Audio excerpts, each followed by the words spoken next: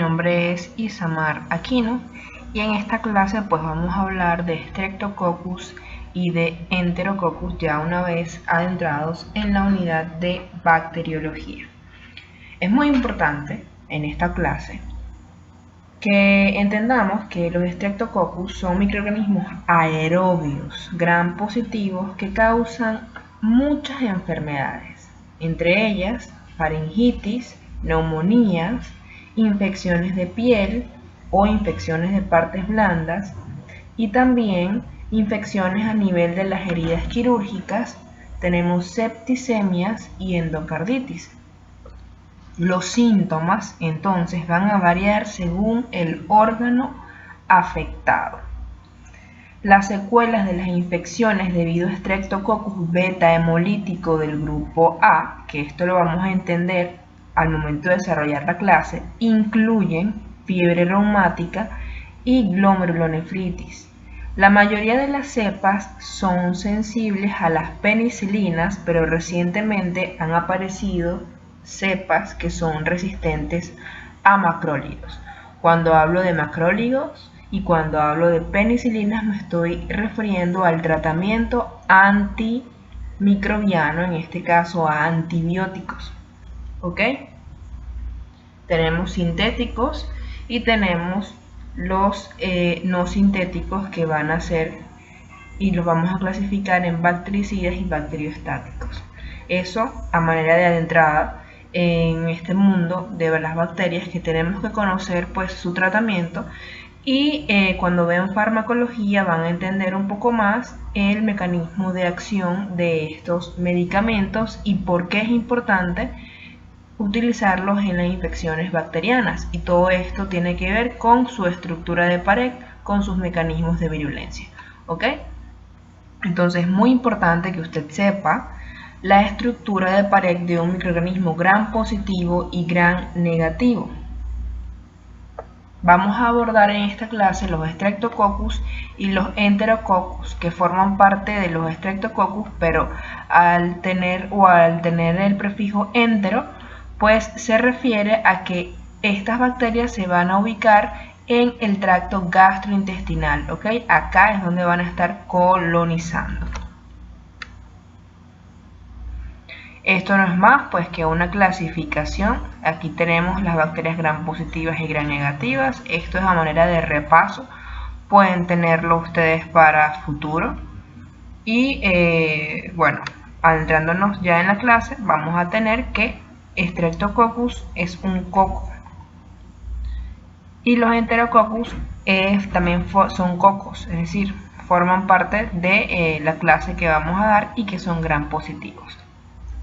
Ahora, el género Streptococcus como tal viene del griego strepto, que significa una cadena, y coccus, que significa una valla.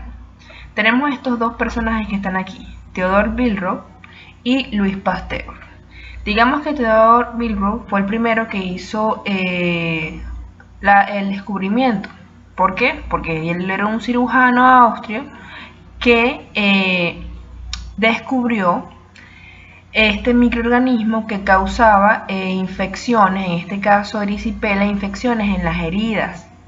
Y luego más tarde Louis Pasteur pues le dio nombre y apellido a lo que era este microorganismo. ¿Qué tenemos que tener en cuenta en cuanto a la historia? Pues que se le fueron dando diferentes nombres, porque también, por ejemplo, Louis Pasteur lo aisló este microorganismo de los úteros y la sangre de las mujeres con fiebre puerperal.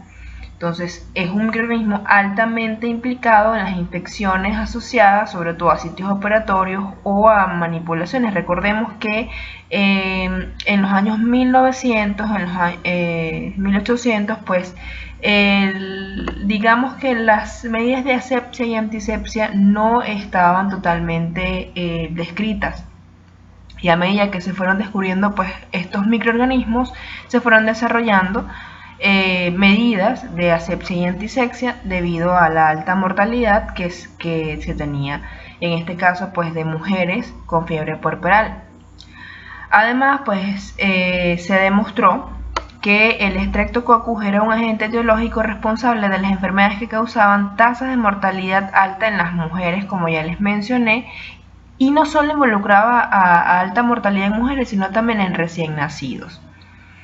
Entonces, luego, posteriormente, en 1884 se examinó la bacteria y se aisló de lesiones supurativas. Entonces, encontramos a una especie, o se describió la especie, en este caso Streptococcus pyogenes. Pio, que es de pus, y genes, que significa formación.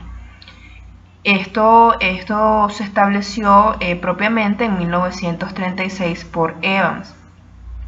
Anteriormente se había aislado el Streptococcus en un paciente con erisipela y se le había dado otro nombre como Streptococcus erysipelas, pero finalmente pues se quedó el nombre de Streptococcus pyogenes.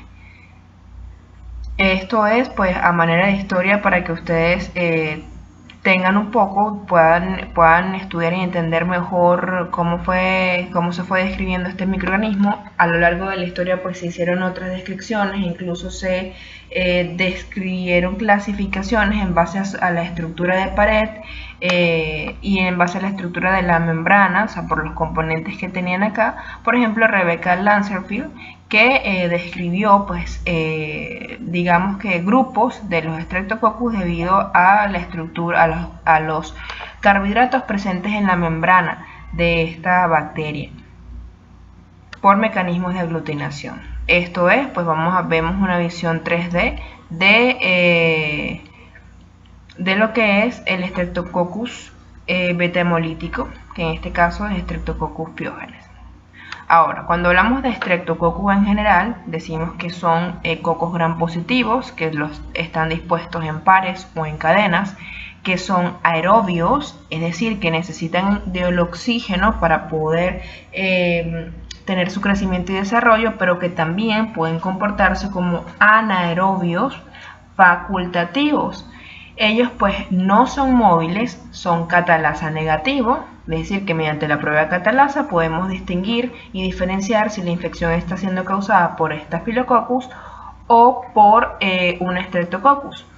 Es un grupo heterogéneo de microorganismos que tienen la morfología de las colonias, es muy importante, tienen patrones de hemólisis, beta hemolíticos, alfa hemolíticos, ¿ok? Y aquellos pues que no producen hemólisis. Y tienen componentes antigénicos propios de su pared que van a permitir clasificarlo en 0 grupos.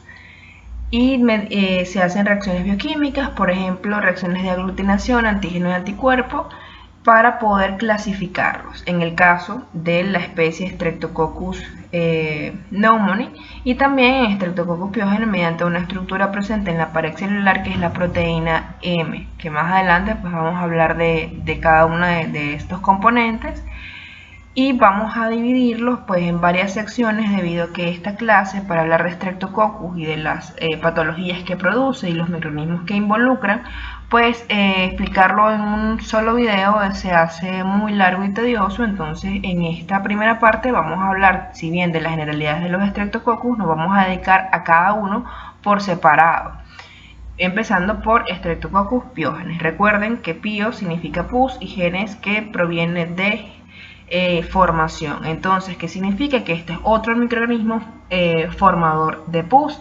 Esto es importante que ustedes lo sepan y ya a medida que vayan viendo las clases vayan clasificando cuáles son estos microorganismos que producen pus. El plus, pues el primero que tenemos es el Staphylococcus aureus, pero existen otros microorganismos y tenemos que tenerlos, tenemos que saber esto, ¿ok? Son únicos en humanos y en animales. Aquí vemos cómo están distribuidos. Vemos que existe una clasificación de ellos. Tenemos la clasificación debido a varios aspectos. Primero, pues, basado en la severidad de sus características. Por ejemplo, uno es el patrón de hemólisis, ¿ok? Cuando nosotros colocamos en agar, en una placa de crecimiento bacteriano, generalmente utilizamos agar sangre o agar chocolate. Entonces, ¿qué tiene esto? Pues el agar lo que tiene es sangre. Bien, entonces, ¿qué pasa? Al igual que Staphylococcus, pues los Streptococcus causan hemólisis. Entonces, hablamos de alfa-hemólisis cuando nos estamos refiriendo a que hay una hemólisis parcial. ¿Por qué? Porque lo que hace es que se libera la hemoglobina. Entonces, esto tiene, al liberarse la hemoglobina, pues va a hacer que se produzcan o que cambie de coloración a una tonalidad verde. Entonces, cuando lo vemos así en una placa de agar sangre, vamos a ver que si es un alfa hemolítico, vamos a ver que se va a colorear de color verde. Esto es debido a la liberación de la hemoglobina y a una reacción bioquímica que me gustaría que ustedes investigaran. Ahora, cuando hablamos de beta hemolíticos, estos son microorganismos que causan una hemólisis total, una hemólisis completa. Y tenemos también los que no causan hemólisis, sino reacciones de aglutinación.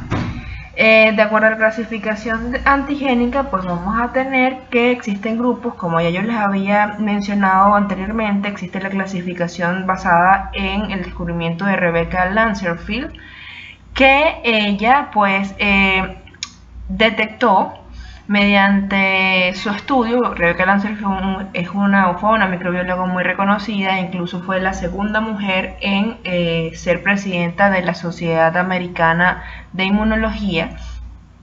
Ella vio que al poner en manifiesto pues el microorganismo y colocar anticuerpos a su alrededor, se producía una reacción de antígeno-anticuerpo y los clasificó pues en base a los grupos, primero el tipo de reacción que se producía, y ella descubrió que en la membrana del Streptococcus pues habían diferentes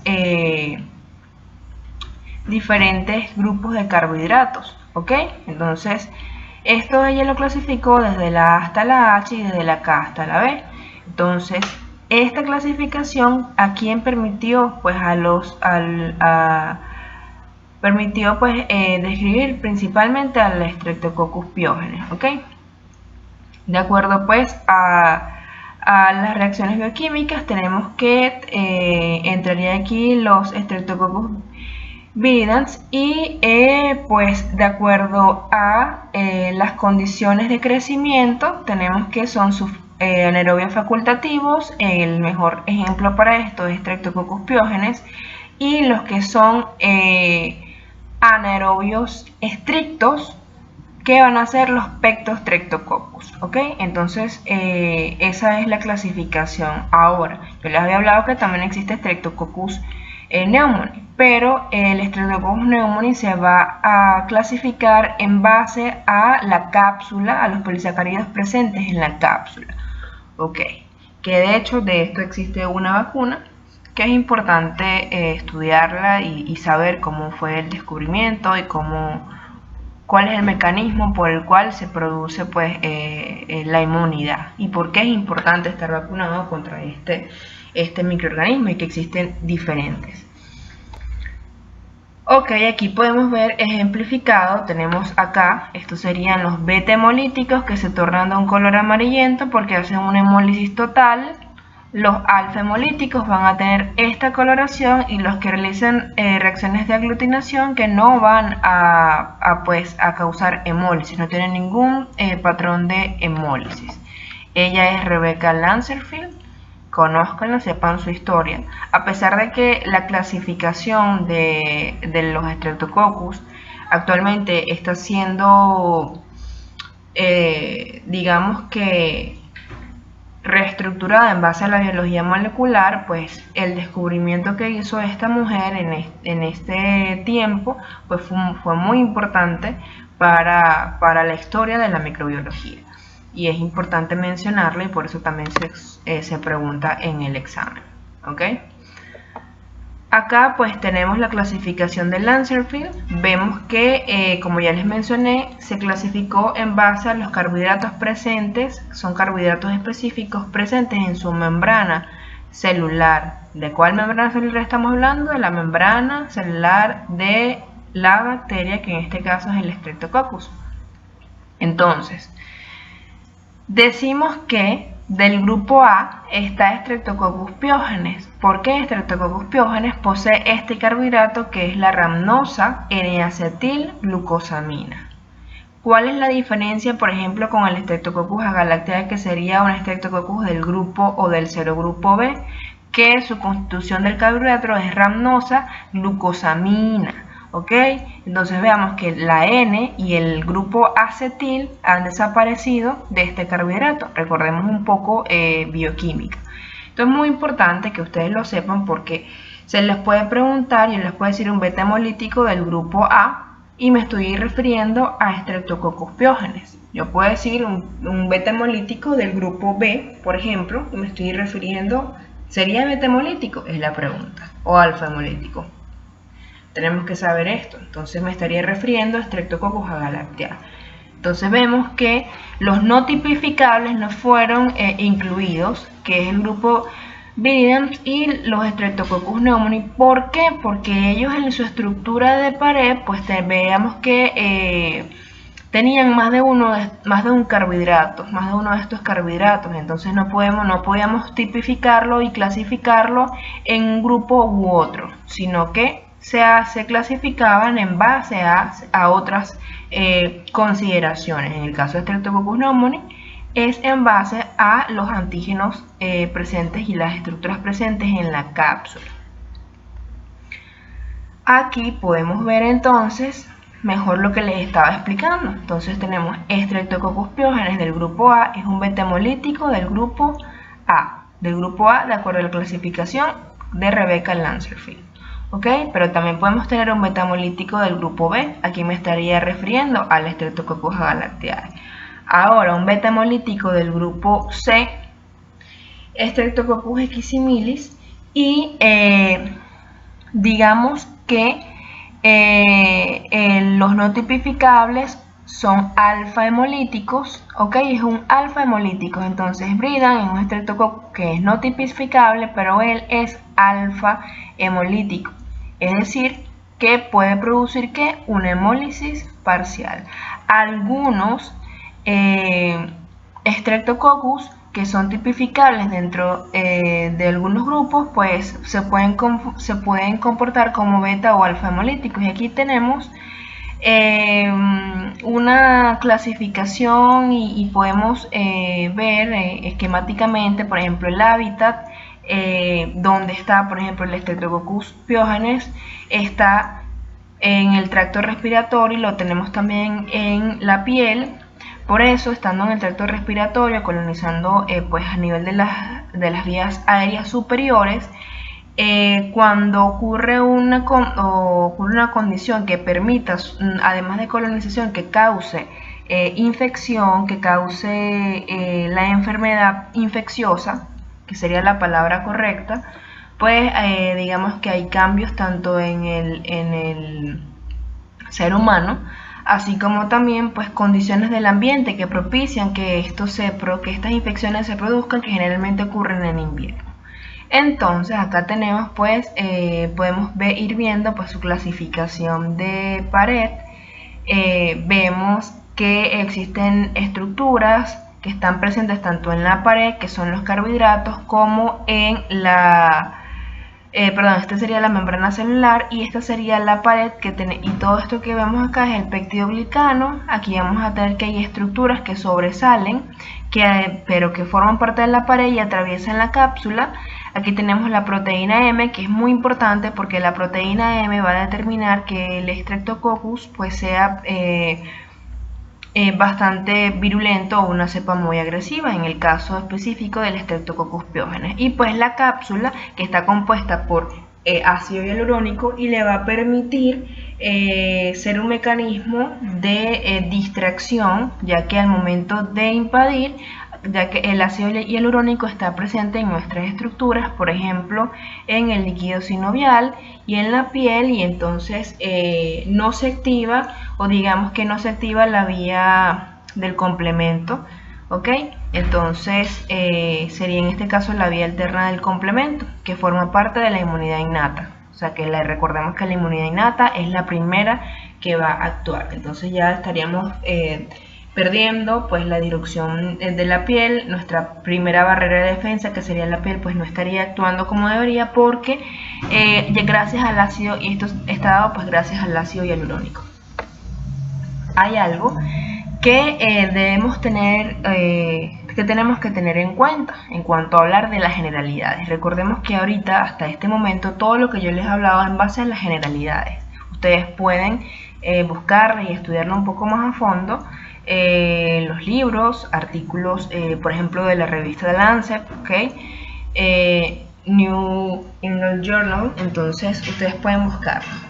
Esto que vemos acá es la octoquinasa, Esto es un disco de octoquinasa. La octoquinasa tiene una estructura similar a el tratamiento derivado para el paludismo. ¿Qué pasa? La octoquinasa es, digamos que los Streptococcus pneumoniae son bastante sensibles a la octoquinasa. De hecho, son los únicos sensibles a la octoquinasa, o dicho de otra forma, la octoquinasa puede ayudar a destruir este microorganismo como tal, es bactericida. Entonces, aquí tenemos pues unas tiras de microorganismos, en este caso todos son Streptococcus, pero yo quiero saber cuál de estos pues es el Streptococcus pneumoniae, o si estoy realmente en presencia de Streptococcus pneumoniae, o por el contrario sería otro Streptococcus. Digamos que en el caso pues del crecimiento, de haberse aislado una estructura del tracto respiratorio. Y pues vemos que acá esto sería un Streptococcus pneumoniae. Pues no, porque el disco de octoquina no está haciendo absolutamente nada, a diferencia del centro y el de la parte inferior, donde la octoquina poco a poco va destruyendo el microorganismo. Entonces, esto es Streptococcus pneumoniae sí o sí. Esto no, esto puede ser cualquier otro, puede ser Streptococcus pyogenes, no lo sabemos. Tendríamos que colocar un disco de bacitracina, que la bacitracina es, digamos que es la única a la que es sensible el Streptococcus, y que podemos, para poder evidenciarlo, entonces tendríamos, en vez de los discos de octoquina, tendríamos discos de bacitracina.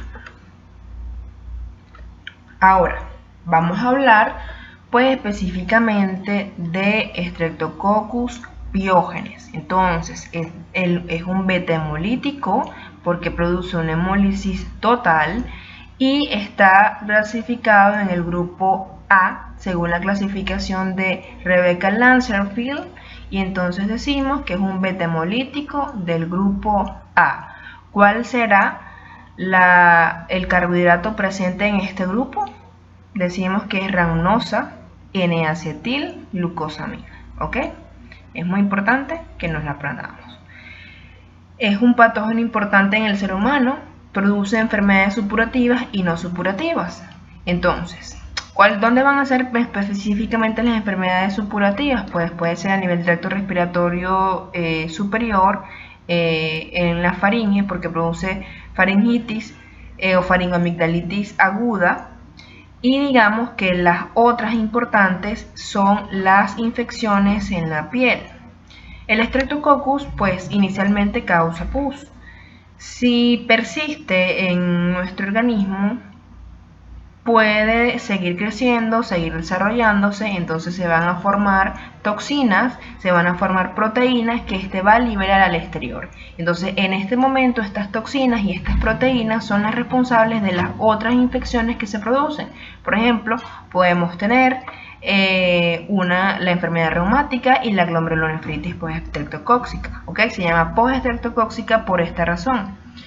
Y generalmente se producen pues en infecciones que no son curadas completamente, donde la falla terapéutica ha sido evidente, ya sea por abandono del tratamiento, por el incorrecto abordaje del tratamiento por parte de los individuos, y también puede ser ahorita por escasez, puede ser por iatrogenia, por no saber indicar cuál es el tratamiento correcto, y pues no hacer un diagnóstico adecuado. Entonces, tenemos que existen infecciones purulentas, enfermedades por toxinas y enfermedades inmunológicas, Entonces, las infecciones purulentas, ¿cuáles van a ser? Erisipela, piodermitis, faringitis bacteriana. También vamos a tener que puede ser fascitis necrotizante. En las enfermedades producidas por toxinas tenemos a la escarlatina y el síndrome de shock tóxico estreptocóxico, diferente al síndrome de shock tóxico estafilocóxico, y tenemos que establecer cuál sería la diferencia entre uno y otro. Y tenemos pues las enfermedades inmunológicas, estas serían las glomerulonefritis postestreptocóxica y la fiebre reumática, ¿ok? Entonces, siguiendo en esta clase, pues vamos a hablar del Streptococcus pyogenes. Recordemos que estamos hablando de Streptococcus pyogenes.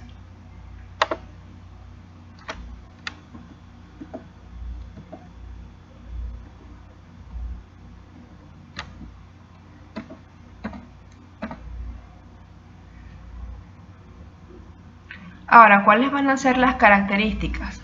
Por decirlo de alguna forma, antes de hablar de las características.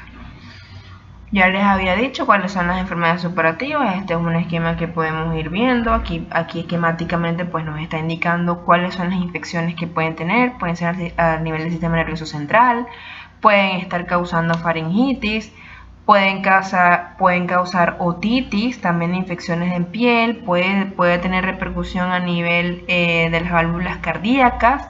Puede ser una enfermedad sistémica, ya sea una bacteriemia que finalmente termina en septicemia. Recordemos la diferencia entre bacteriemia y septicemia. Y enfermedades también puede causar neumonía en, digamos que, algunas excepciones de los casos, porque el principal microorganismo productor de neumonía del género Streptococcus es Pneumoniae, pero Piógenes no se descarta la posibilidad de que pueda causar neumonía, ¿ok? Bueno, ahora sí vamos a hablar de las características. Las características, como todo microorganismo, pues mide entre 0.6 y 1 micrómetro, crece a 37 grados centígrados. Vemos que este es una temperatura corporal, o sea, que se asemeja a la temperatura corporal. Y a un pH de 7.2 hasta 7.4, el pH normal en los seres humanos es de 7.35 a 7.45, entonces vemos que él se adecua, es una bacteria que se adecua tanto a nuestro pH como a nuestra temperatura genuinamente. Y pues en un medio enriquecedor, cuando queremos ver pues su crecimiento, lo hacemos bajo estas condiciones. Tiene un color mate. También tiene un color brillante, como lo vemos, pues esto es por la beta-hemólisis que produce, es catalasa negativo, es beta-hemolítico, y pues es susceptible a agentes físicos y agentes químicos. Cuando hablamos de medio enriquecedor, ¿cuáles van a ser? Pues agar sangre violeta altamente selectivo, agar sangre de cobayo. ¿Por qué? Porque bueno, o sea, él es susceptible, pues como ya les mencioné, a agentes físicos y químicos.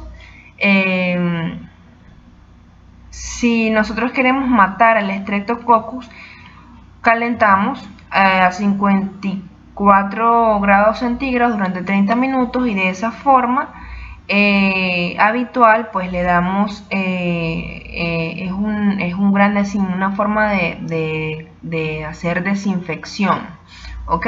A esta temperatura. Entonces el Streptococcus pyogenes, yo les había mencionado que es altamente sensible a la bacitracina, por eso si colocamos discos de bacitracina pues vamos a ver cómo va muriendo la bacteria, es porque la bacitracina pues es bactericida. Y en este caso pues una característica diagnóstica importante de Streptococcus pyogenes, así como la octoquina, es una característica diagnóstica importante para el diagnóstico de Streptococcus pneumoniae. Y eso nos permite diferenciarlo de otros hemolíticos, de otros beta-hemolíticos de Streptococcus, porque una vez que sabemos que causa hemólisis, tenemos que saber de cuál de estos microorganismos que causa hemólisis se está tratando, ¿ok? Entonces, ya para pasar rápidamente a hablar de la estructura de pared del Streptococcus piógenes, recordemos que estamos hablando de Streptococcus piógenes, ¿ok? En esta primera parte hablamos de las generalidades y de Streptococcus piógenes. Tenemos que saber cuál es la estructura de pared. Yo les había mencionado, ustedes tienen que saber cuál es la estructura de pared de un microorganismo tanto gram positivo como gram negativo, porque esto nos va a ayudar a entender muchas cosas, tanto en el tratamiento como en los mecanismos de patogenicidad. Pero si bien a medida que vamos explorando, vamos entendiendo cada uno de estos microorganismos, como que vamos estudiando un poco más pues su estructura de pared, vemos que hay que en su estructura de pared, que en su membrana hay moléculas que permiten diferenciar a un microorganismo del otro.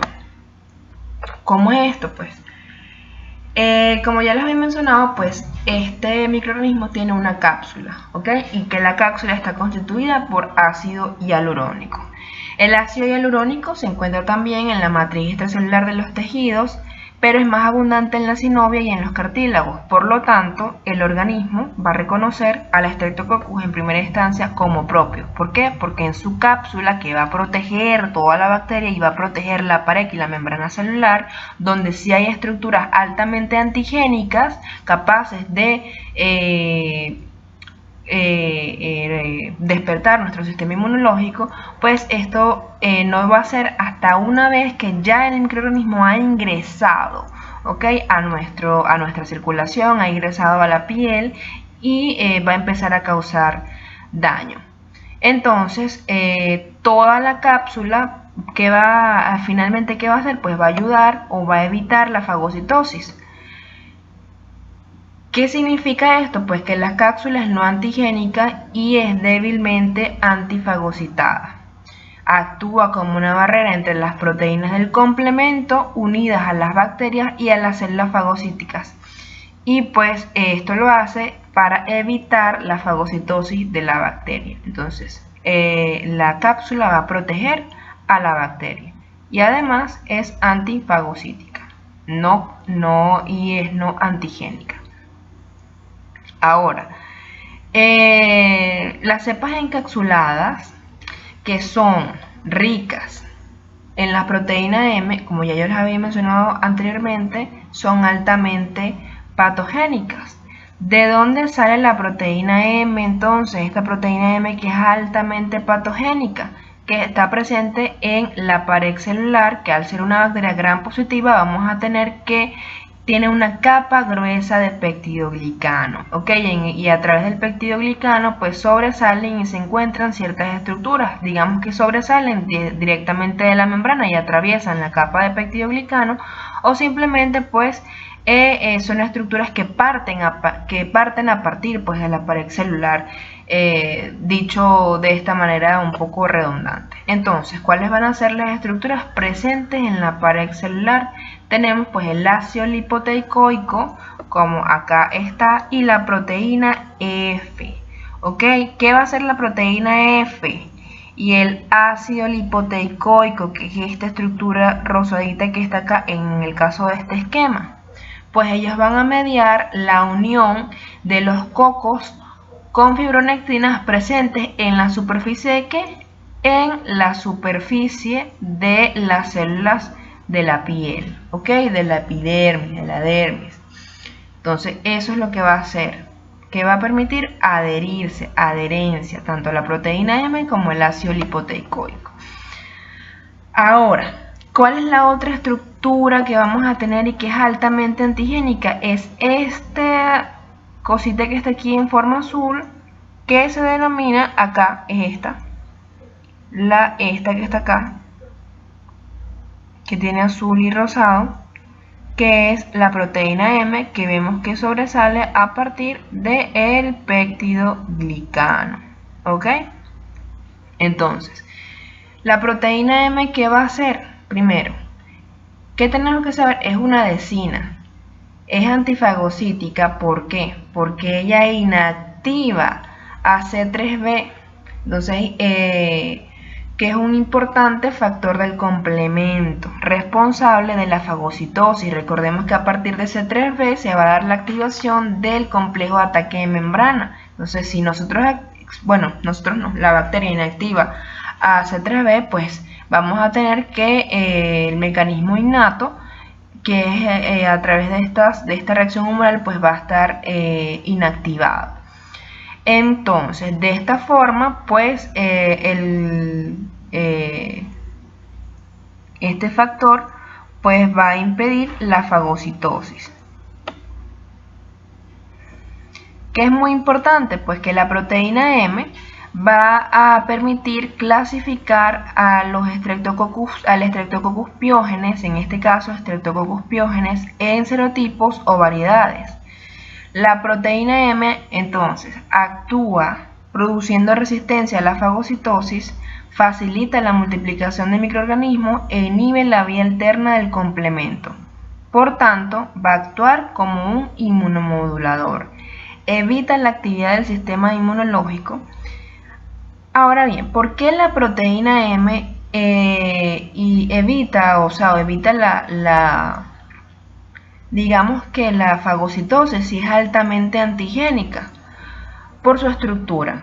Básicamente, la proteína M tiene una forma helicoidal, que es una estructura antigénica que es muy parecida a la troponina y a la tropomiosina, y entonces de esta manera pues es una forma de evadir. Y además, cuando una vez que se producen anticuerpos contra esta proteína, digamos que con el tiempo se va a producir reacciones cruzadas con células a nivel cardíaco y también en otras estructuras, porque recordemos que su forma helicoidal, que es parecida a la troponina y a la tropomiosina.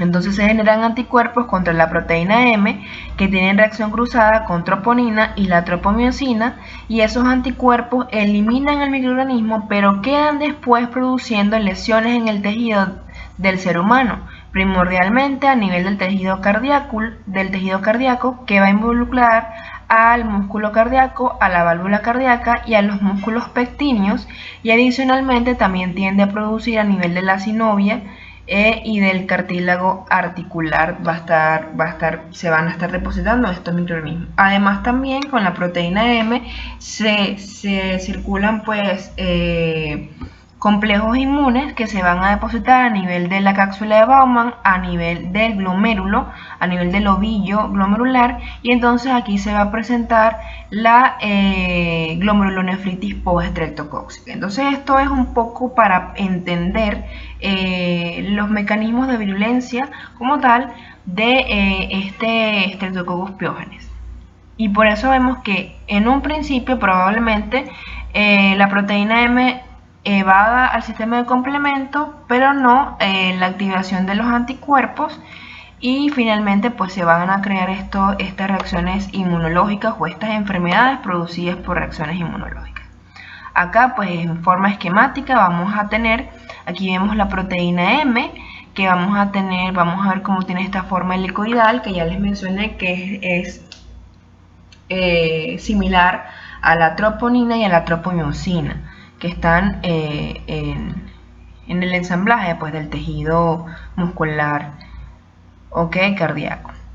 Ahora, ya hablamos de esas estructuras que están presentes tanto en la pared y en la membrana. Además de las estructuras que están presentes en la membrana, pues en la imagen anterior vemos acá que estos son los carbohidratos, que van a permitir la clasificación de Rebecca Lancerfield. Aquí vemos que cada uno tiene una estructura distinta. Entonces decíamos que el Streptococcus pyogenes del grupo A, beta hemolítico del grupo A, que tiene rhamnosa, N-acetil, y ustedes van a decirme lo demás. Tienen que aprenderse. Entonces estábamos hablando de que existen estructuras, describir todas esas estructuras que estaban presentes tanto en la pared como en la membrana, y hablamos de la cápsula y cuál era la función de cada una de ellas. Pero bien, hay toxinas y proteínas que se van a producir, que va a producir la bacteria, que van a causar daño también al no destruirse el microorganismo o al microorganismo estar presente en la circulación y digamos que crecer y desarrollarse en alguna de estas partes. ¿Cuáles van a ser esas sustancias que va a liberar? Pues existen proteínas o hemolicinas, que es la streptolicina O, la streptolicina S, ¿ok? Entonces, la streptolicina O, que es esta estructura que está acá, ¿ok? Esta streptolicina, ¿qué quiere decir streptolicina O? Que estamos hablando de una proteína que es lábil al oxígeno y lábil al calor, que tiene un peso molecular aproximadamente entre 50.000 y 75.000 daltons y que va a causar beta hemólisis solo cuando las colonias crecen bajo la superficie de una placa de agar sangre, ¿ok? Entonces, además de esto, esta streptolicina O, ¿qué va a causar? Pues digamos que inhibe la movilidad de los leucocitos y células fagocitarias, pero también tiene efectos cardiodepresores que van a producir bradicardia. Entonces, es antigénica. Esta proteína es antigénica. Y digamos que al ser antigénica se desarrollan anticuerpos contra ella, que es digamos que pedimos el AST. Entonces, contra él se desarrollan infecciones del Streptococcus del grupo A. La demostración de este anticuerpo nos va a indicar que hay una infección de Streptococcus del grupo A que ha sido reciente, ¿ok? Y nos puede hablar de que van a existir o pueden existir complicaciones tardías de las infecciones por el Streptococcus después de que los organismos hayan sido eliminados del huésped. ¿Ok? Porque eliminamos el microorganismo pero no eliminamos al subproducto.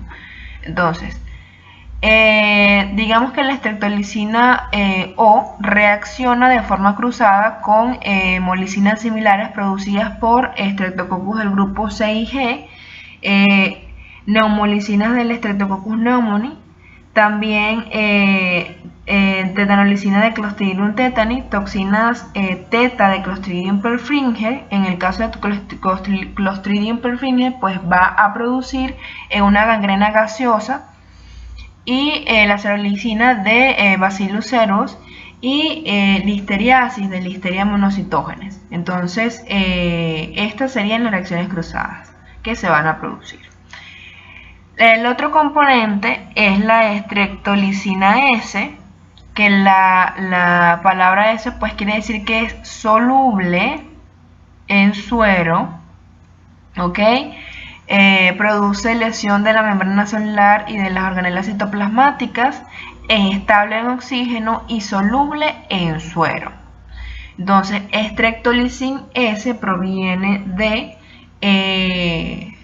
que pues de ahí deriva su nombre de la S, de que es soluble en suero, y que es una proteína que es estable al oxígeno. Mide de entre 20 aproximadamente unos 20 dalton. ¿Y cuál es la diferencia de la streptolicina S y la streptolicina O? Que no es antigénica. Por lo tanto, no hay anticuerpos contra esta toxina, o sea, que se convierte, esta proteína que se convierte también en una toxina, que se demuestre pues en suero.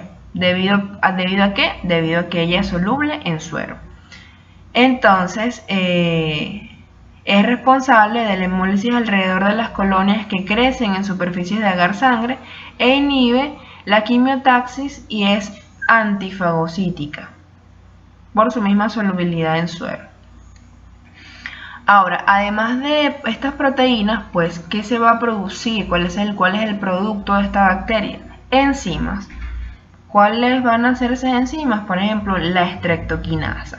La streptokinasa tiene una importancia médica porque esta se usa en tromboembolismo pulmonar. ¿Por qué? porque ella transforma el plasminógeno en plasmina y esto tiene un efecto fibrinolítico, tiene un efecto de fibrinólisis.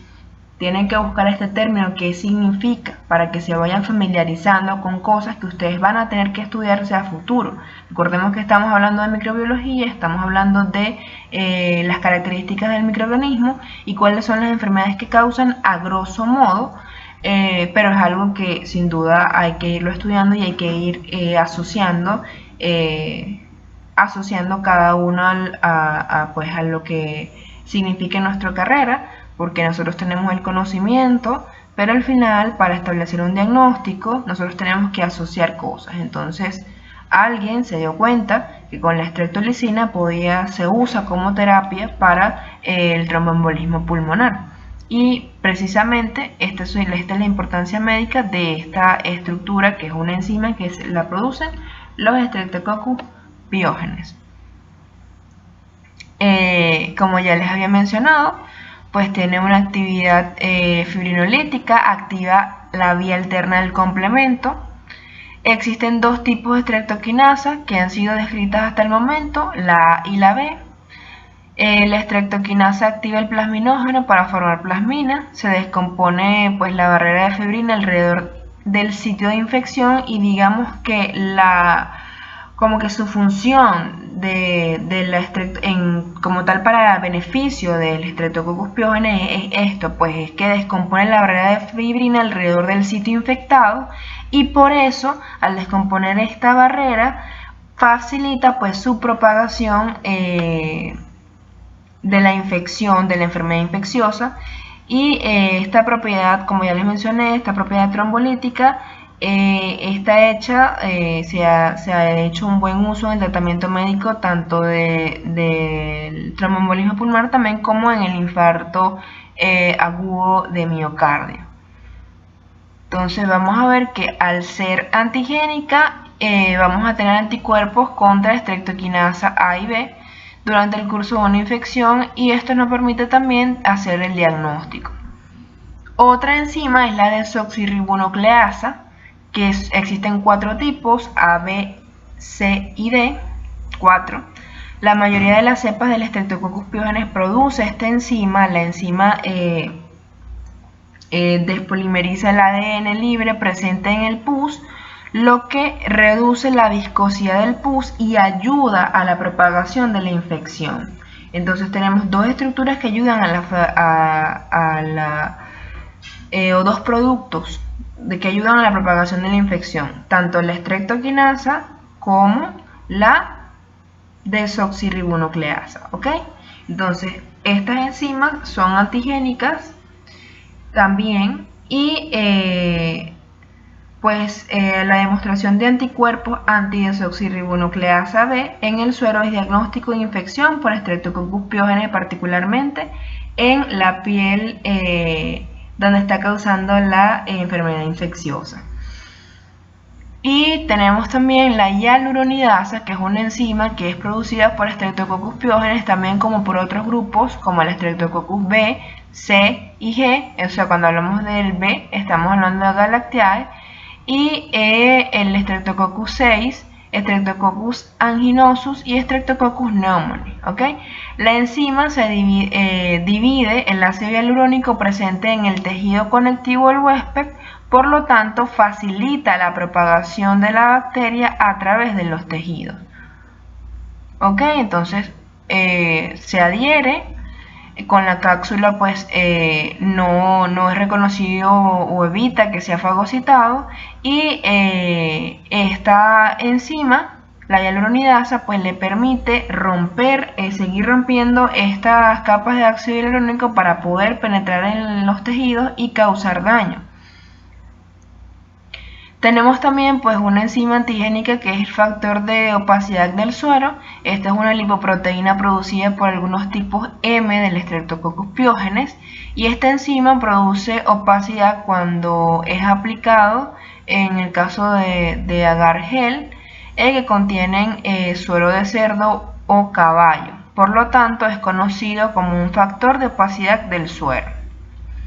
Otras enzimas incluyen la neuraminidasa, amilasa, esterasa, lipasa y beta glucuronidasas. Ahora, ¿cuáles son? Ya les he hablado de las proteínas, ya les he hablado de las enzimas, ahora vamos a hablar pues de las toxinas que producen.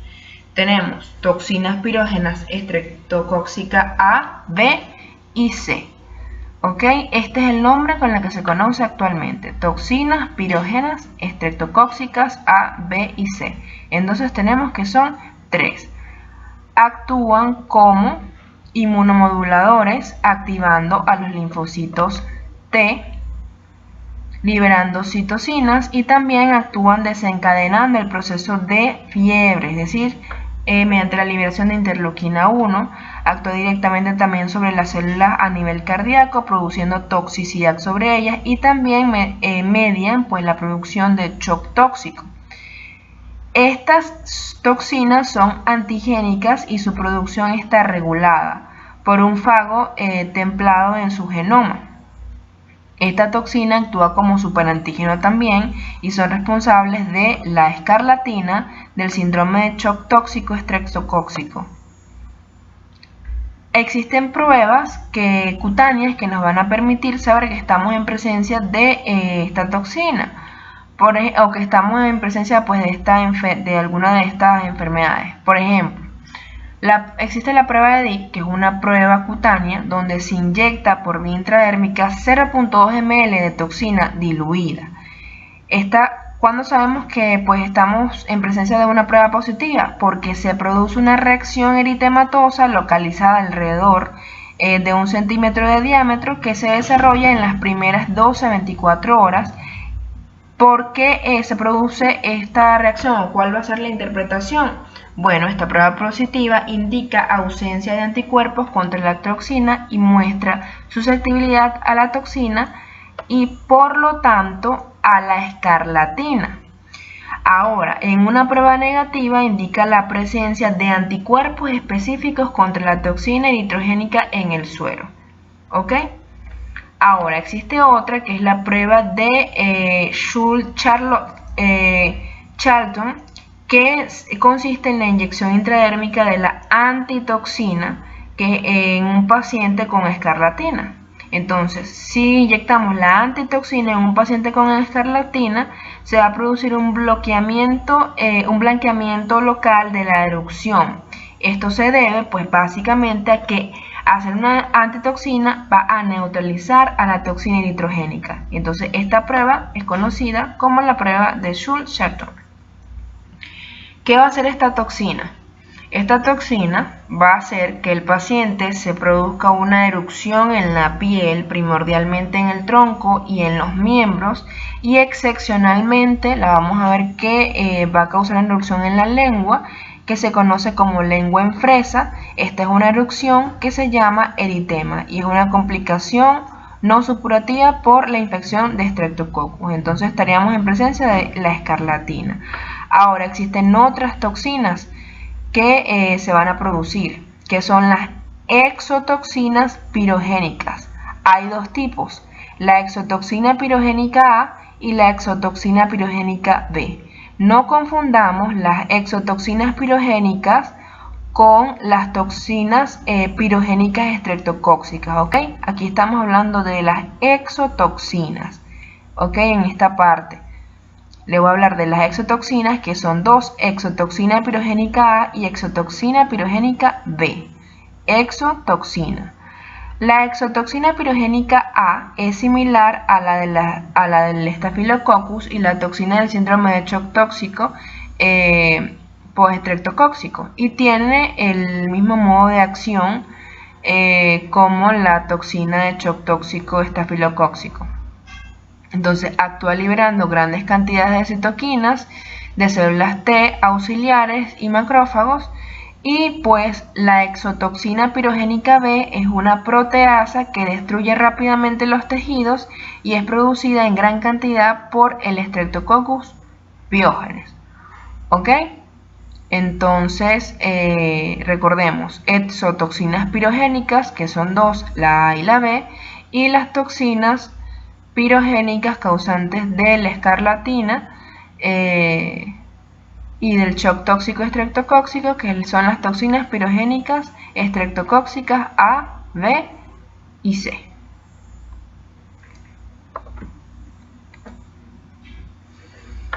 La proteína M, como ya les había mencionado, pues al causar afectación cardíaca debido a la reacción cruzada, entonces por eso es que se va a dar la fiebre reumática. ¿Ok? Entonces aquí, de manera de resumen, tenemos las diferentes células asociadas y pues la patogénesis que cada una van a producir de acuerdo a las estructuras presentes tanto en la pared, así como en la membrana, así como sus productos. ¿Ok? Esto es a manera de resumen. Entonces, las enfermedades estreptocóccicas se van a producir por varios mecanismos. Estreptocóccicas por Streptococcus pyogenes, ¿ok? Esto es importante que lo sepamos. Entonces, va a ser, ¿cuáles van a ser estos mecanismos? El primero, pues la adherencia. La adherencia de Streptococcus pyogenes a la superficie del huésped. Las células son la primera etapa de la patogénesis de la enfermedad, ¿ok?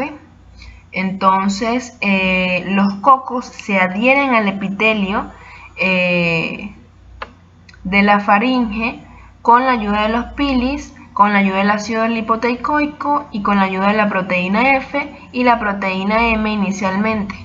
La adherencia está mediada por una unión débil entre el ácido lipoteicoico y el ácido graso del coco, de los cocos con la fibronectina, también de células epiteliales presentes en el ser humano. Posteriormente, una fuerte unión se establece por la proteína M, la proteína F y otras adhesinas de los cocos. Esto va a ser tanto en la faringe como en la mucosa de la faringe como en la piel.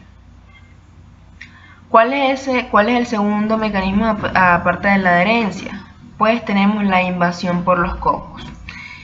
Streptococcus pyogenes invade el epitelio de células mediadas por la proteína M, proteína F y otros antígenos de los cocos.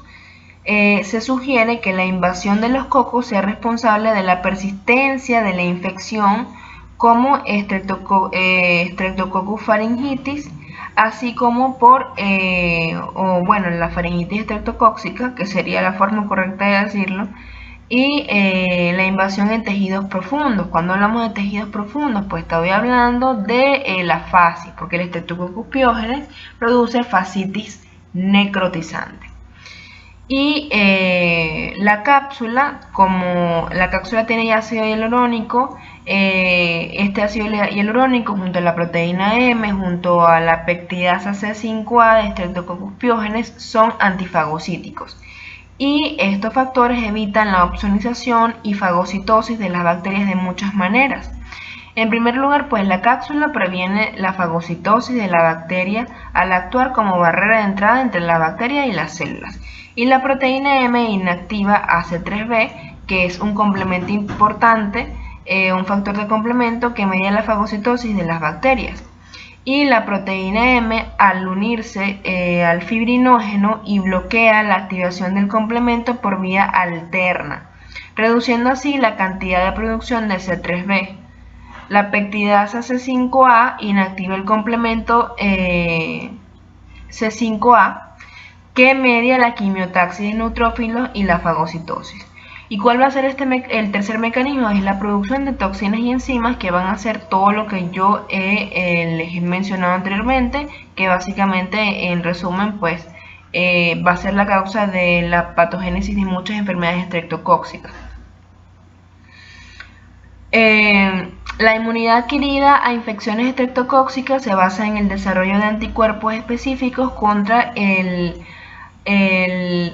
epítope antifagocítico de la proteína M, y pues la inmunidad adquirida va a ser muy particular. El tipo M, o sea, la proteína M, va a clasificar el Streptococcus en varios serotipos.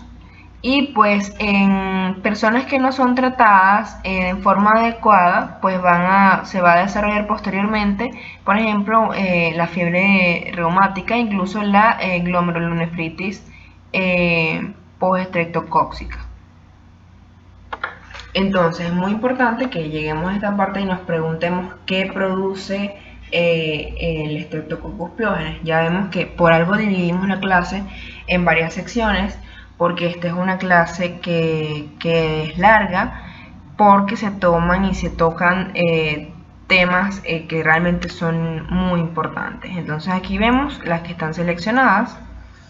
Esto es una antesala a una de las infecciones que produce Streptococcus, a una de las enfermedades infecciosas que produce Streptococcus pyogenes, que como ya les había mencionado yo en la clase, las enfermedades agudas comunes debidas al Streptococcus beta hemolítico del grupo A, que en este caso es el Streptococcus pyogenes, son la faringitis y las enfermedades asociadas a tejidos blandos, es decir, a las infecciones cutáneas. Y en esta imagen pues estamos hablando de la faringoamigdalitis bacteriana o faringoamigdalitis streptocóxica. ¿Qué vemos inicialmente en estas imágenes? ¿Qué son estas cositas? Pues son placas de pus. Vamos a ver cómo a nivel amigdalar, vamos a ver que hay una inflamación de los pilares amigdalinos y en la parte posterior pues vemos cómo hay presencia de pus. Ahora, puede ser que en un principio nosotros veamos a la exploración física que hay presencia pues de estas estructuras de esta estructura de este eritema y posterior, o sea en la parte posterior inferior detrás de los pilares pues es que se encuentren las placas de pus, entonces no siempre son evidentes. Por eso es que el diagnóstico de la faringoamigdalitis bacteriana por Streptococcus pyogenes, pues tenemos que hacer un frotis de secreción faríngea, ¿ok? Esto nos va a permitir llegar al diagnóstico y si nosotros tenemos un diagnóstico adecuado, un diagnóstico ideal y esto forma parte del deber ser, podemos dar el tratamiento indicado para evitar complicaciones futuras. Pasa que generalmente no se cuentan con los recursos y se le da a los pacientes porque en este caso como que el grupo de edad en que se puede producir estas infecciones entre los 5 y 15 años, digamos que esto es por epidemiología. Sin embargo, si es una persona que no ha sido tratada correctamente y pueda crear resistencia a los antibióticos, vamos a tener y también hay alteración en las condiciones de su sistema inmunológico, vamos a tener a personas que incluso 20, 25 años, incluso hasta 30, que todavía van a tener repercusión de una faringoamigdalitis bacteriana por Streptococcus pyogenes. Entonces podemos verlas de esta manera. Aquí no está tan eritematosa, pero vemos en la parte posterior donde sí pues se evidencia.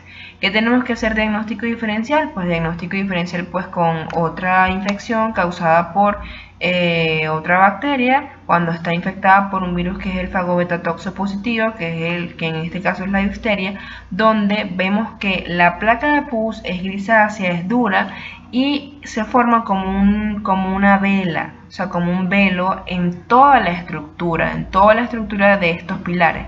Vemos que acá la pus está en la parte posterior y hay otros signos clínicos que nos van a permitir diferenciarla. Entonces tenemos que tener, primero, saber en qué estamos, en base a qué microorganismo está presente o qué tenemos que descartar. Entonces, vamos a hablar de la faringoamigdalitis bacteriana propiamente. La faringoamigdalitis bacteriana o faringoamigdalitis streptocóxica es causada por pyogenes, que es un beta hemolítico del grupo A.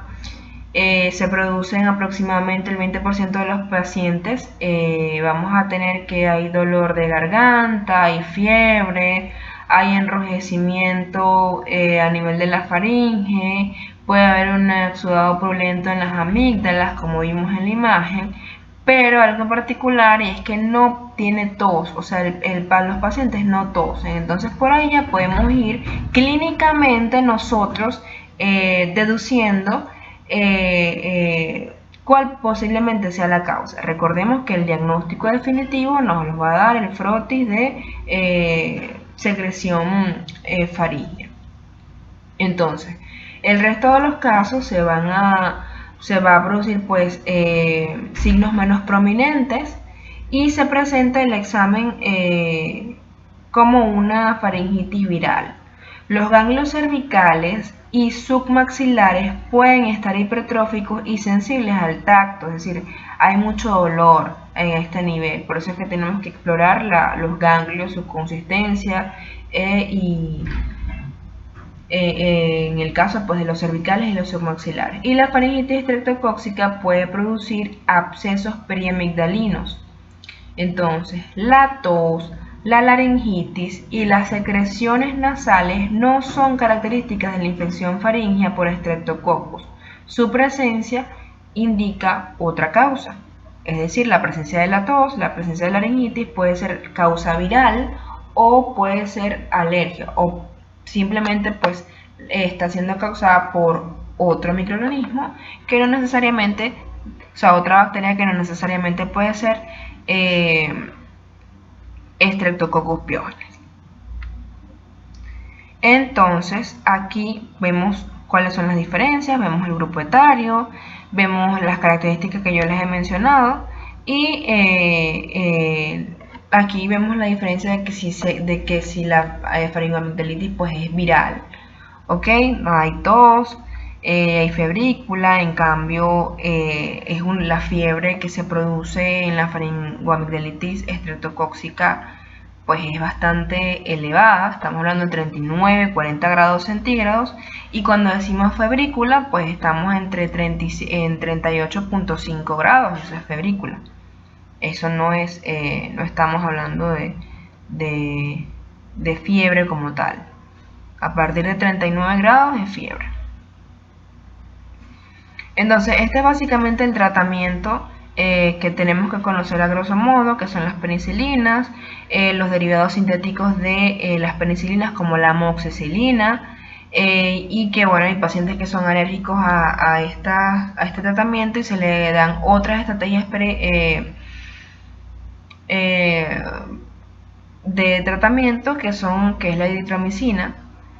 El uso de cefalosporinas de primera generación pues va a variar porque generalmente si el paciente es alérgico a la penicilina probablemente sea alérgico también a las cefalosporinas. Entonces nosotros podemos darle, dependiendo del peso, dependiendo de la edad, colocamos una penicilina benzatínica que es en base al peso, ¿ok? Y se colocan pues esas dosis, las que están acá, que ustedes se las tienen que estudiar, sobre todo para pediatría.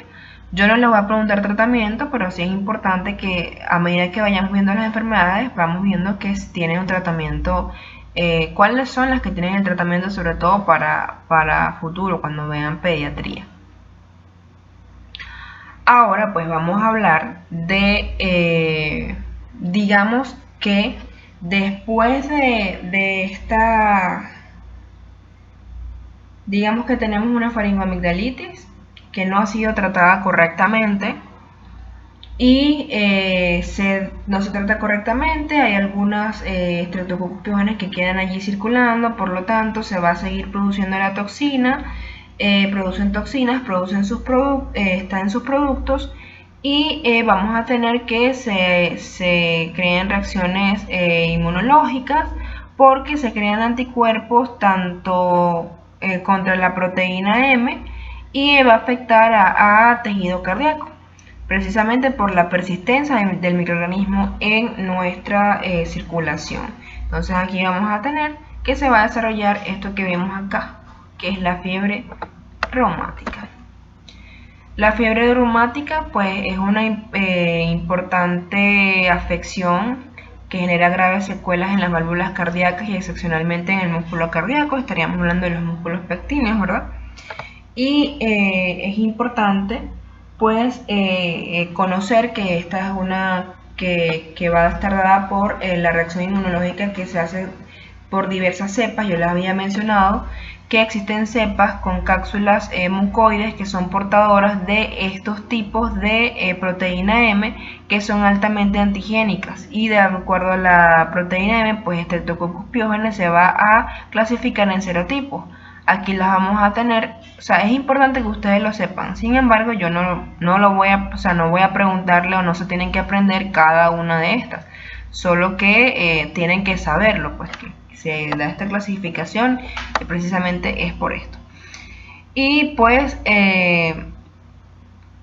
la fiebre reumática pues se va a dar por o puede presentarse 10 a 5 semanas con una media de 19 días. Tiene una frecuencia de aparición de otras manifestaciones clínicas. Tenemos que se va a manifestar con artritis en el 75% de los casos, carditis entre un 40 y un 50%, corea de Huntington en un 15%, nódulos subcutáneos y eritema marginado de un 3 a un 5%. Ok, entonces aquí vamos a ver pues que esta es la, digamos que lo que se produce, pues la afectación a nivel cardíaco, que sería la fiebre reumática, que es una repercusión, pues una complicación tardía de la infección por Streptococcus. Entonces, ¿qué más les puedo decir? Pues que la fiebre reumática, si vemos que sería por las reacciones de aglutinación contra la proteína M, entonces estamos hablando de que es un trastorno inflamatorio, por supuesto. Se va a producir en menos del 3% de los pacientes semanas posteriores a una faringitis por Streptococcus beta-hemolítico del grupo A no tratada.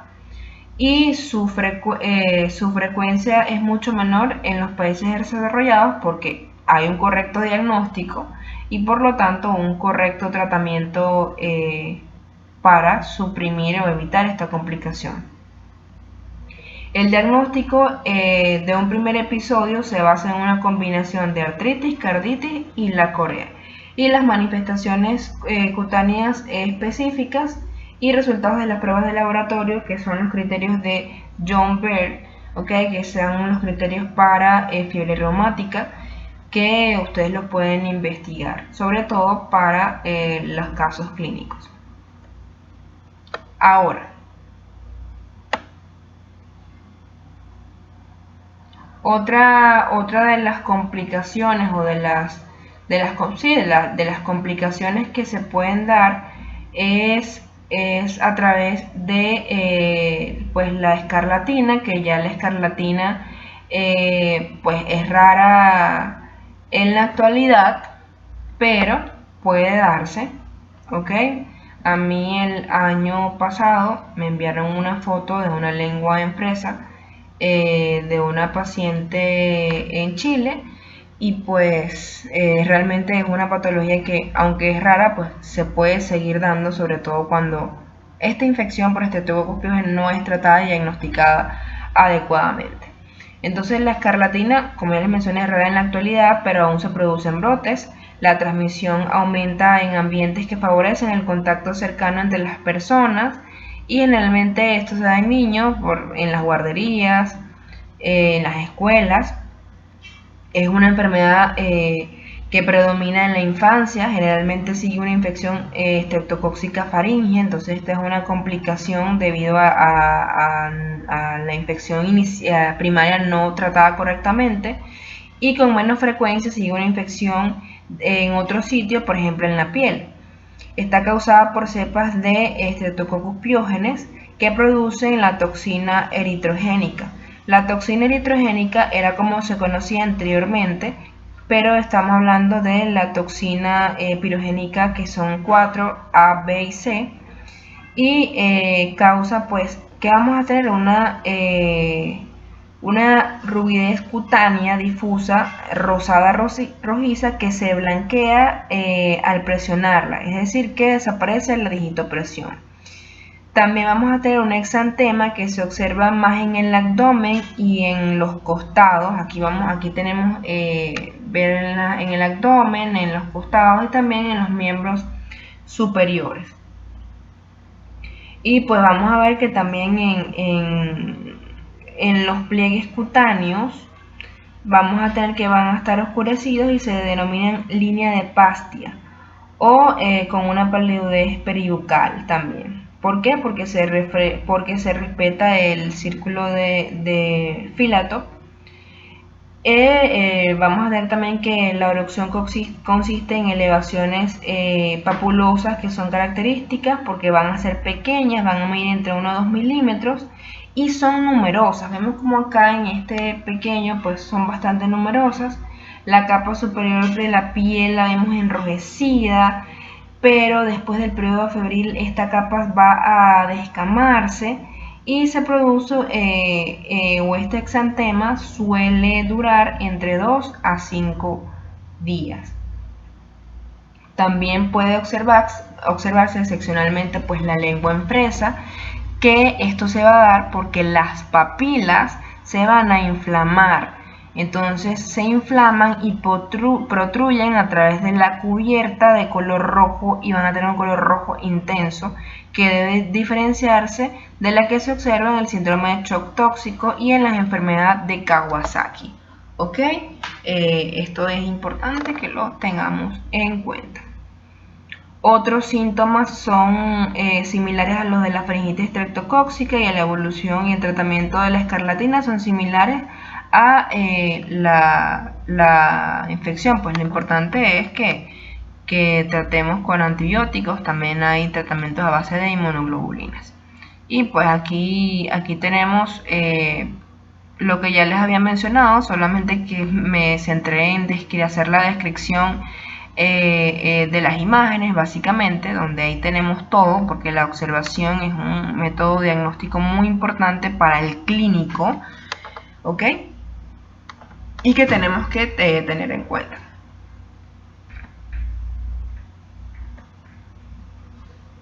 Aquí ya vamos a ver cómo luego se van a descamar estas lesiones, y aquí vamos a ver cómo el triángulo de Philatop, que es este que está acá, no va a estar afectado, ¿ok? Entonces vamos a tener este eritema bastante prominente en los pequeños, pero este triángulo no va a estar afectado.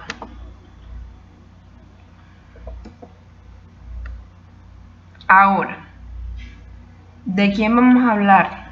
Vamos a hablar de la glomerulonefritis post-estreptocóxica. Hay muchas cosas que tenemos que tener en cuenta en cuanto a la glomerulonefritis post-estreptocóxica, porque esta es una glomerulonefritis aguda, que si no se trata correctamente y se tiene que hacer el diagnóstico correcto, porque puede causar una injuria renal. Entonces, es aguda porque tiene un curso rápido. ¿Por qué se va a dar? Pues por la presencia de inmunocomplejos con la proteína M.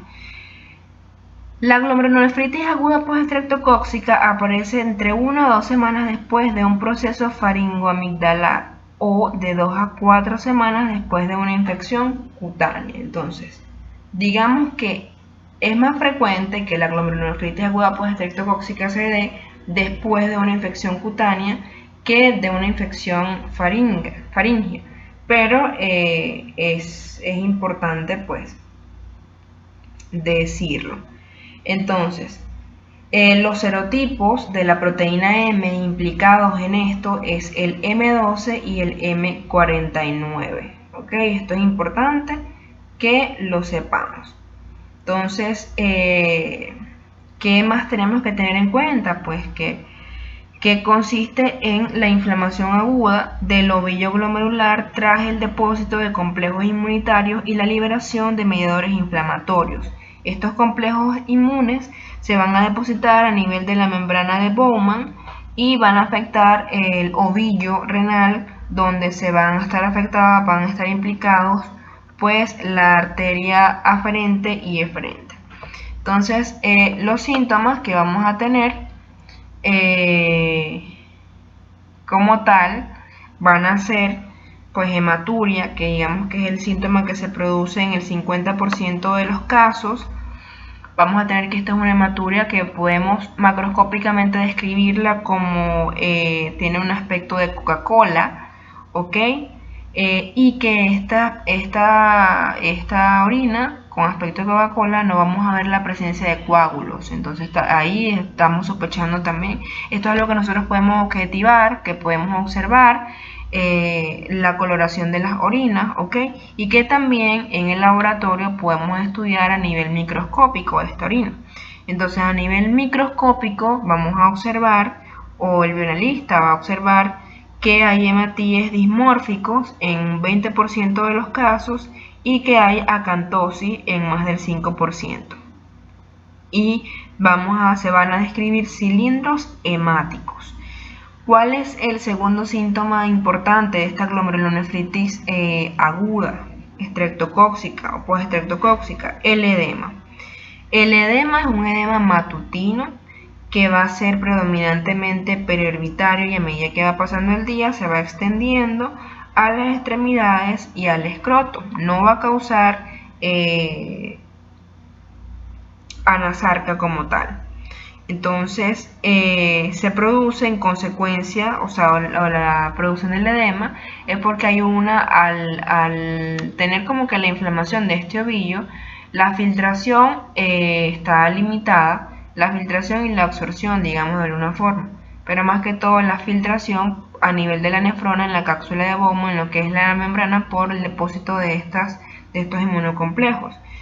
Y primariamente se produce una retención hidrosalina. Y esta retención hidrosalina, es decir, el sodio arrastra agua y vamos a tener la presencia, se va a distinguir, podemos evidenciarlo como edema. Pero recordemos que este edema es periorbitario a predominio del párpado inferior, ¿ok? Es algo importante también que nos puede dar características clínicas. Y pues otro síntoma es la hipertensión arterial, que se produce a predominio de la elevación de la tensión sistólica. Nosotros cuando medimos la tensión arterial medimos dos presiones, la diastólica y la sistólica, pero este aumento de presión diastólica pues va a estar dada por el aumento de volumen que maneja el corazón derecho, ¿ok? Entonces esto es importante como en las características clínicas. Y al final, si juntamos la hematuria, el edema y la hipertensión arterial, vamos a ver que hay un síndrome que se denomina síndrome nefrítico, y estas son características importantes: la hematuria, el edema y la hipertensión arterial. Generalmente la hipertensión arterial a predominio diastólico se va a presentar con síntomas neurológicos y se presenta también en forma de una hipertensión maligna.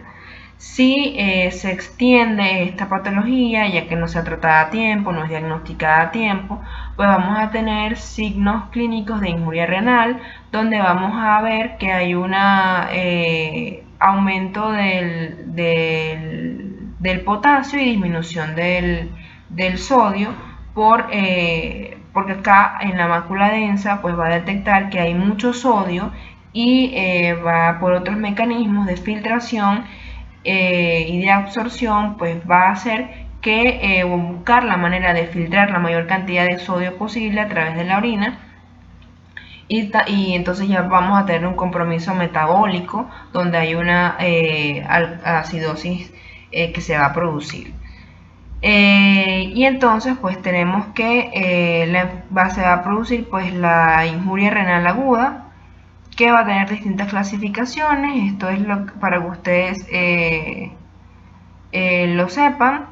Y bueno, básicamente pues se va a producir más que todo por los serotipos de M12 y 49, que generalmente los vamos a ver como que mayormente asociado a una enfermedad primaria cutánea, pero puede ser desarrollado una enfermedad de una faringitis, que pues es lo que hablamos al principio de cuando empezamos a hablar de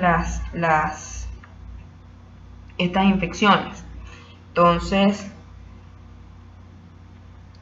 también vamos a ver que, algo importante de destacar es que después de una infección en la garganta o en la piel, hablando de epidemiología, el 10 al 15% de los pacientes pues van a desarrollar esta glomerulonefritis aguda. ¿Dónde es más común entonces? hallarla? Pues en niños, ¿ok? Se va a presentar de 1 a 3 semanas después de la infección en prácticamente todos los niños y digamos que es menos frecuente en adultos. Digamos que el daño renal, o sea, un paciente se puede recuperar sin daño renal permanente porque lo que se puede llegar a producir es una injuria. No tenemos que pasar el tiempo porque si no lo tratamos entonces nos vamos a encontrar en un síndrome nefrótico donde se va a ver la inflamación, la cápsula de Bowman va a perder su indignidad y vamos a tener una pérdida de proteínas importante, porque no es que en el síndrome nefrítico no se pierdan proteínas, sí se van a filtrar, pero en menor cantidad o sea, sin llegar a un rango nefrótico. Cuando hablamos de un rango nefrótico estamos hablando de más de 3 gramos sobre decilitros, pérdida de proteínas como tal. Entonces, bueno, las características epidemiológicas ya yo básicamente se las he dado. Es muy importante que sepamos que se da en niños, que sepamos que identificarlo, que sepamos diagnosticar tanto una faringitis como una infección dada por Streptococcus pyogenes y que tratemos adecuadamente para que no tengamos estas básicamente que son secuelas. Entonces, aquí tenemos los síntomas inespecíficos, los hallazgos del laboratorio, anemia normocrómica normocítica leve, vamos a tener que la velocidad de sedimentación globular va a estar elevado, hay una hipoproteinemia pero no va a estar en un rango nefrótico como yo les mencioné, hay retención de azoados porque así como también se retiene sodio, pues se va a retener urea y creatinina, van a estar elevados y va a haber hiperlipidemia, hipercolesterolemia, pero vamos a tener que en el análisis de orina va a estar patológico. ¿Por qué? Porque vamos a tener cilindros hemáticos, como ya les había mencionado, la presencia de una gran pérdida de hematíes en esa hematuria macroscópica y microscópica, perdón, y que vamos a ver que los hematíes van a tener características específicas. Ahora, vamos a adentrarnos en ya hablando un poco de las infecciones de piel y partes blandas que van a estar producidas también por Streptococcus pyogenes. Yo les hablaba al principio de la clase que tenemos que las infecciones principalmente producidas por Streptococcus pyogenes son las faringias y las infecciones en la piel o en el tejido cutáneo o como queramos llamarla en las partes blandas. Anteriormente se denominaba infección de piel y partes blandas, pero ahora se engloban y se habla de infección de partes blandas. El Streptococcus pyogenes puede producir celulitis, por supuesto que sí, sobre todo en áreas donde hay humedad, ¿ok? Donde áreas del cuerpo donde se produce humedad, generalmente es el responsable de la hidradenitis supurativa. Puede estar causada por Streptococcus pyogenes y también puede estar causando una celulitis en alguna herida por algún traumatismo. Como vemos, pues la celulitis como tal, principalmente cuando hay traumatismo inapropiado o puerta de entrada por estos traumatismos, vamos a tener que los causantes de la celulitis en primera instancia es el Staphylococcus aureus y en segundo, pues tenemos que pensar en un Streptococcus pyogenes, sobre todo porque el Streptococcus pyogenes puede causar infecciones a nivel en región de humedad. Y porque esto se compara un poco con la epidemiología de este microorganismo en base al hábitat, porque generalmente él se produce en climas veranescos, donde hace mucho calor, donde se produce que haya humedad, y este cuadro pues básicamente nos hace alusión que la celulitis puede estar dada por otro microorganismo y tenemos que ver o clínicamente tenemos que distinguir pues dependiendo de que estemos hablando. Por ejemplo, un carnicero, un pescadero, hay otro microorganismo que es la Erysipelotrix, que va a ser el causante de la celulitis, pues por ejemplo vibrio vulníficos que van a estar dados pues en pescadores como tal, por contacto con agua de mar, por la ingesta de mariscos en pacientes cirróticos o sobrecarga de hierro como tal. Entonces es importante, o sea, se los traigo a colación. Y quiero recordarles en esta clase que la celulitis estreptocóxica tienden a producirse en zonas anatómicas donde se ha interrumpido el drenaje linfático normal, por ejemplo, en el miembro superior tras un vaciamiento ganglionar axilar, ¿ok? Y donde haya, por supuesto, humedad. Aquí tenemos una estructura o una enfermedad infecciosa que ya describí en la clase de Staphylococcus. Pero aquí hablamos de estas heridas que se llaman impétigos acá. ¿Cuál es la diferencia con el Staphylococcus? Pues que estos impétigos no son ampollosos. En el caso del Staphylococcus, pues sí produce el impétigo ampolloso. Entonces esta sería una diferencia entre uno y otro. Acá vamos a ver un impétigo pues alrededor de la nariz, en la piel, en la región de los pliegues.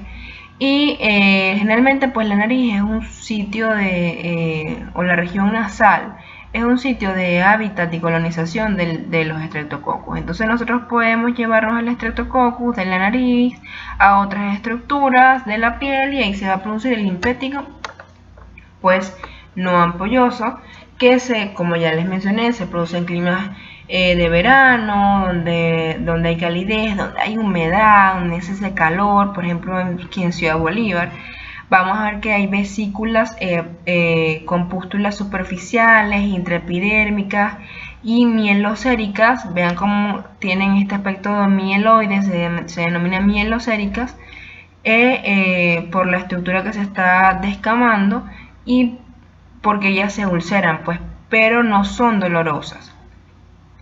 Entonces vamos a ver que está acompañada de adenopatía, síntomas contusionales, hay prurito, y esta es una lesión que no deja cicatriz.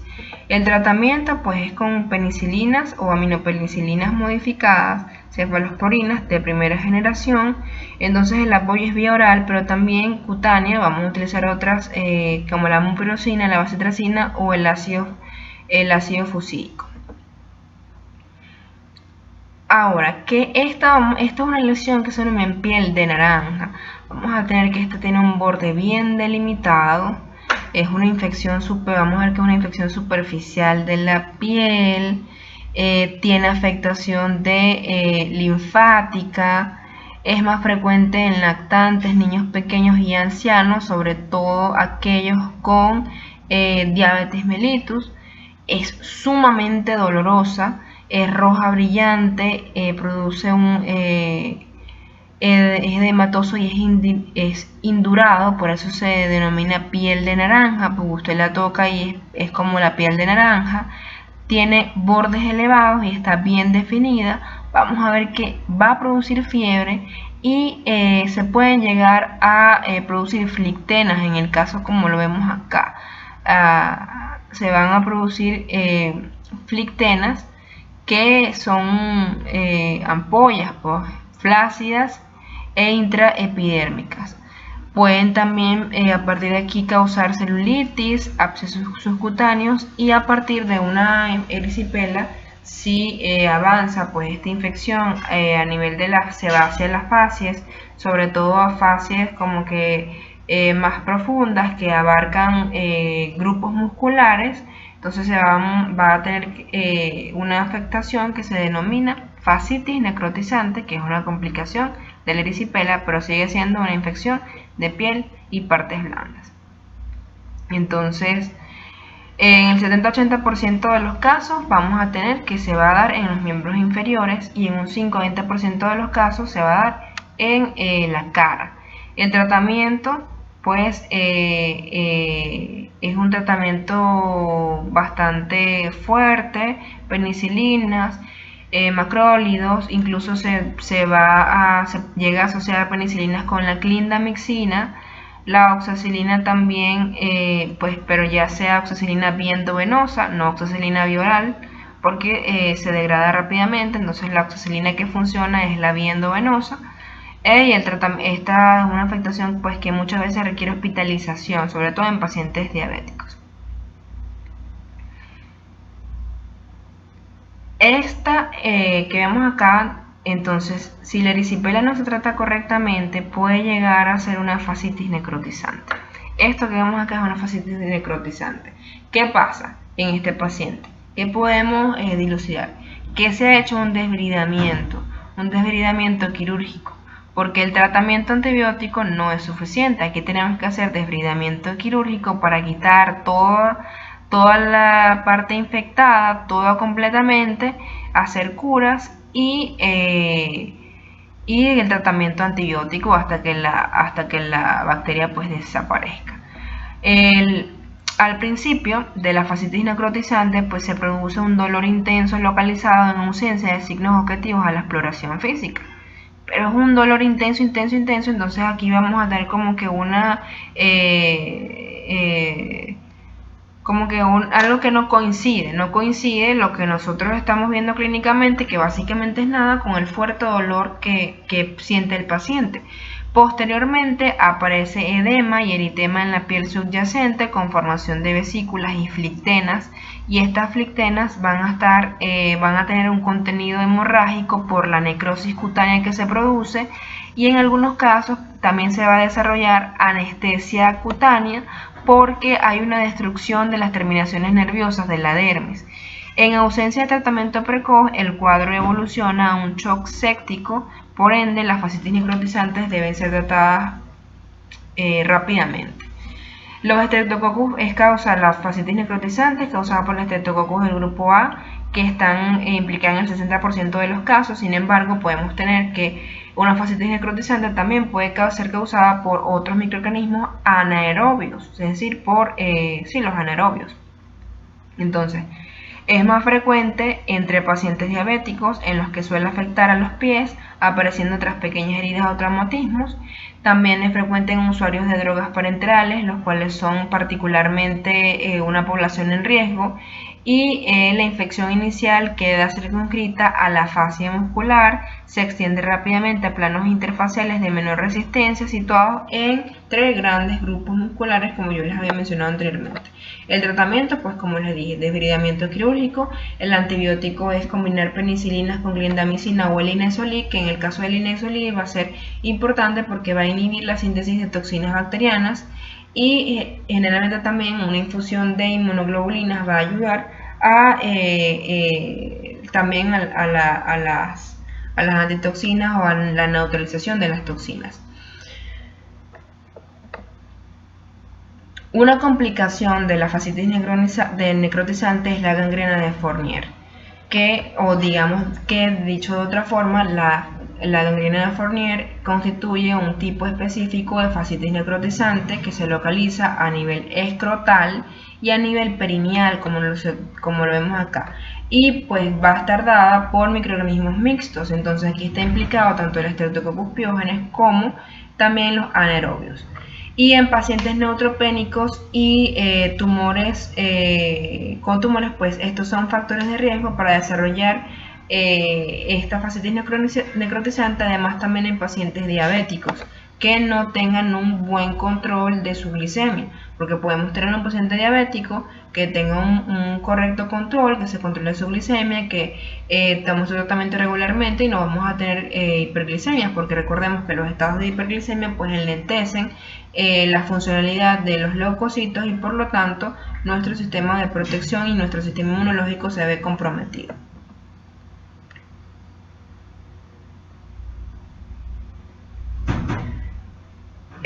Bueno, estas son diapositivas que se repitieron, y aquí quiero hablar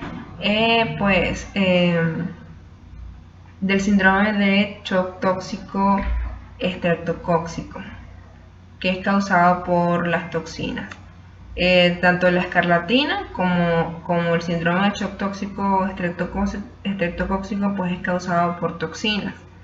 En este caso, pues ¿qué tenemos que tener en cuenta? Pues la presencia de necrosis rápidamente, el enrojecimiento a nivel de las extremidades, y pues que esto se da en pacientes embarazadas en estado del puerperio. Podemos tener que sea este síndrome de shock tóxico estreptocóxico. ¿Cuál es la diferencia que se va a dar entre el síndrome de shock tóxico estreptocóxico con el del estafilococcus. Pues recordamos que en el estafilococcus vamos a tener todos estos mismos síntomas, ¿verdad? Todas estas descripciones, tanto signos y síntomas de severidad, pero en el estafilocóxico pues no detectábamos la presencia de microorganismos, porque básicamente lo estaba causando la toxina.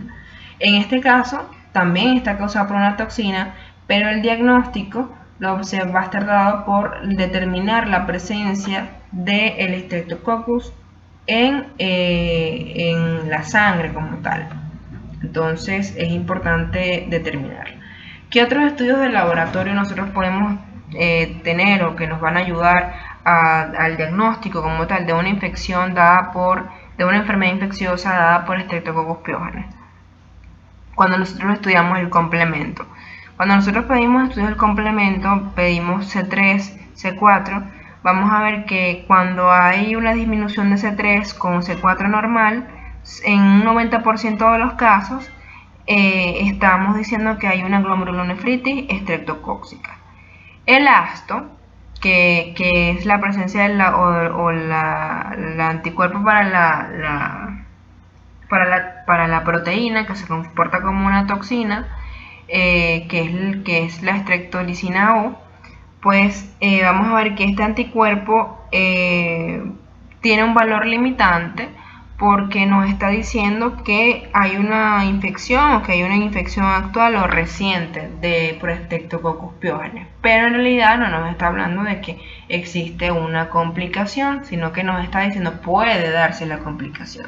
Entonces por eso es importante tratarla a tiempo. Hasta aquí vamos a dejar las infecciones causadas por Streptococcus pyogenes y en las próximas partes nos vamos a dedicar a hablar de Streptococcus galactiae, Bridans, el grupo Bridans, vamos a hablar de Streptococcus pneumoniae y vamos a darle finalización a la clase.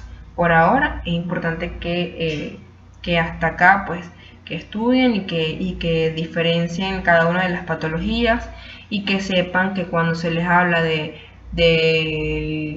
beta-hemolítico del grupo A, pues nos estamos refiriendo a Streptococcus pyogenes. Estamos dando nombre y apellido, ¿ok?